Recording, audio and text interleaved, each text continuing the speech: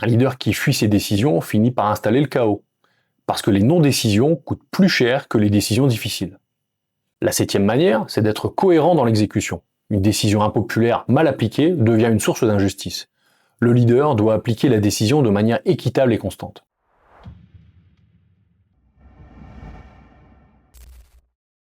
Quand on parle de décision impopulaire, beaucoup de leaders ressentent immédiatement une tension intérieure, parce qu'ils savent que ce moment-là ne plaît jamais, même quand il est nécessaire. Prendre une décision impopulaire ne veut pas dire être autoritaire. Cela veut dire assumer la charge du réel, c'est tout. Le leader voit des éléments que l'équipe ne voit pas toujours, vous le savez.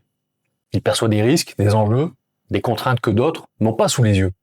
Et dans ces moments-là, il doit décider non pas en fonction de ce qui est confortable, mais en fonction de ce qui est juste, même si cela crée du bruit autour de lui. La vraie difficulté vient du fait que l'être humain recherche l'approbation. Et un leader n'échappe pas à ce mécanisme. Les travaux de Janice sur le groupthink montrent d'ailleurs que le désir d'harmonie peut conduire à des décisions catastrophiques, parce qu'on préfère éviter le conflit plutôt que d'affronter la réalité. Une décision impopulaire, c'est une décision qui préserve l'organisation, pas la popularité du leader. Beaucoup de leaders hésitent parce qu'ils confondent l'hostilité temporaire et la rupture profonde. Alors qu'une décision impopulaire, bien expliquée, ne crée pas de rupture. Elle crée même souvent du respect avec le temps, parce que l'équipe finit par voir ce que le leader avait vu avant elle. Donc ce qu'il faut comprendre, c'est que la décision impopulaire fait partie du contrat moral du leadership. Et oui, c'est comme ça. Un leader qui cherche à plaire perd sa capacité à diriger. Il peut devenir consensuel, mais il ne devient jamais stratégique. Il suit l'opinion au lieu de la guider, tout simplement. La décision impopulaire demande donc une maturité particulière, celle de supporter la tension entre le court terme émotionnel et le long terme organisationnel. Un leader qui fuit ses décisions finit par installer le chaos, parce que les non-décisions coûtent plus cher que les décisions difficiles. Donc dans cette première partie, ce qu'il faut retenir, c'est que la décision impopulaire n'est pas un échec relationnel, c'est un acte de responsabilité. Elle permet à l'équipe d'avancer, même si elle freine un instant. Elle protège la mission, même si elle bouscule l'ambiance. Et surtout, elle rappelle une vérité simple. Un leader n'est pas là pour être aimé, il est là pour être utile. La première manière de prendre une décision impopulaire, sans détériorer la relation d'ailleurs, c'est de préparer le terrain. On n'annonce jamais une décision difficile dans un désert d'explications. Le leader doit d'abord poser le cadre. Il dira par exemple, voilà la situation, voilà les contraintes, voilà ce qui nous oblige à décider, et à prendre cette décision en particulier. Et donc quand le cadre est clair, la décision est plus acceptable, parce que l'équipe comprend qu'elle n'est pas arbitraire. La deuxième manière, c'est d'assumer la décision complètement. Parce qu'une décision difficile annoncée timidement devient une décision dangereuse. Oui, dangereuse. Le leader ne dit jamais « je suis obligé », il dit « je décide ». Et cette nuance change toute la perception de l'équipe. On respecte un leader qui assume, par contre on conteste un leader qui se cache. Et il y a de grandes chances que vous le viviez dans vos organisations, ça arrive quand même très souvent, malheureusement. La troisième manière, c'est de reconnaître l'inconfort que la décision peut créer. Dire qu'elle n'est pas agréable ne la fragilise pas. Cela l'humanise. Le leader peut dire par exemple « je sais que ce n'est pas simple et je comprends vos réactions ». Et cette phrase désamorce immédiatement une partie de la résistance tout au moins. La quatrième manière, c'est d'expliquer la logique derrière la décision. Pas pour convaincre, mais pour éclairer. N'oubliez pas, qui se justifie se crucifie. Une équipe peut très bien accepter une décision qu'elle n'aime pas à partir du moment où elle en comprend le sens. Le sens protège l'adhésion minimale. La cinquième manière, c'est de montrer l'objectif de manière claire. Quand on ne voit pas le but, la contrainte semble 2 fois plus lourde. Le leader relie la décision au futur de l'équipe ou de l'organisation. Cette décision garantit notre stabilité par exemple, ou alors encore, elle protège notre mission. La sixième manière, c'est d'écouter les réactions sans reculer. Écouter ne veut pas dire renoncer.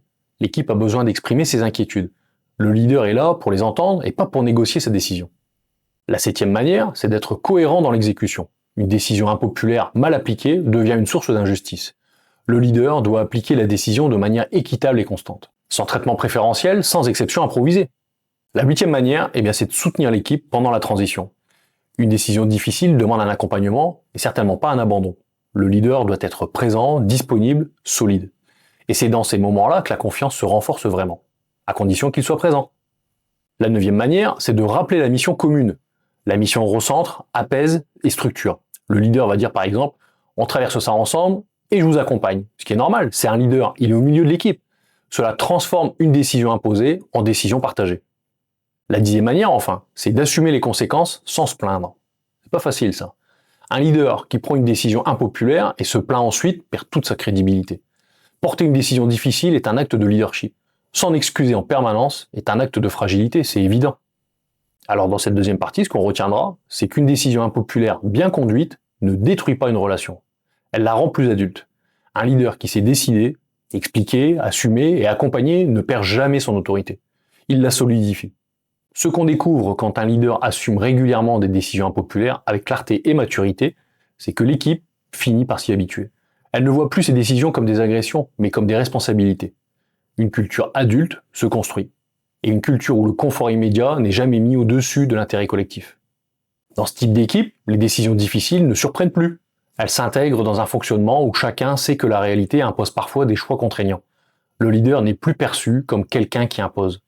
Il est perçu comme quelqu'un qui protège. Un chef, un vrai. Protéger la mission, protéger la cohérence, protéger l'avenir de l'équipe. Cette perception change complètement la réception de ses décisions. Quand une équipe évolue dans cette culture-là, elle devient moins fragile émotionnellement. Elle ne panique plus dès que quelque chose change. Elle gagne en maturité collective. Elle devient capable de traverser les transitions sans se disperser. La décision impopulaire devient alors un exercice normal. Un exercice où chacun comprend que le rôle du leader est d'absorber la contrainte. Le leader ne demande plus à être aimé pour décider. Il demande à être compris. Et cette compréhension suffit à maintenir la cohésion, même dans les choix difficiles. Le respect remplace l'affect. Une équipe habituée à la clarté des décisions difficiles devient aussi plus autonome. Elle anticipe, elle prépare et elle ajuste. Elle n'attend plus que le leader simplifie constamment la réalité. Elle accepte de la regarder elle-même. Donc ce qu'on retiendra de cette vidéo, c'est qu'une décision impopulaire n'a rien d'un acte brutal. C'est un acte de lucidité. Elle n'est pas un risque pour l'équipe quand elle est expliquée, assumée et accompagnée. Elle devient au contraire un signal de solidité.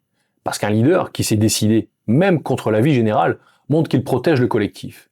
Et cette protection, avec le temps, nourrit un très haut niveau de confiance. Et si vous voulez aller plus loin, dans mon livre « Du courage bordel », vous allez retrouver des personnages archétypaux que vous connaissez forcément puisque vous les croisez tous les jours dans vos organisations. Et ça vous rappellera certainement des scènes de vie dans vos organisations respectives. Ce livre est donc un complément utile pour approfondir ces notions et les transformer en vraies compétences au quotidien.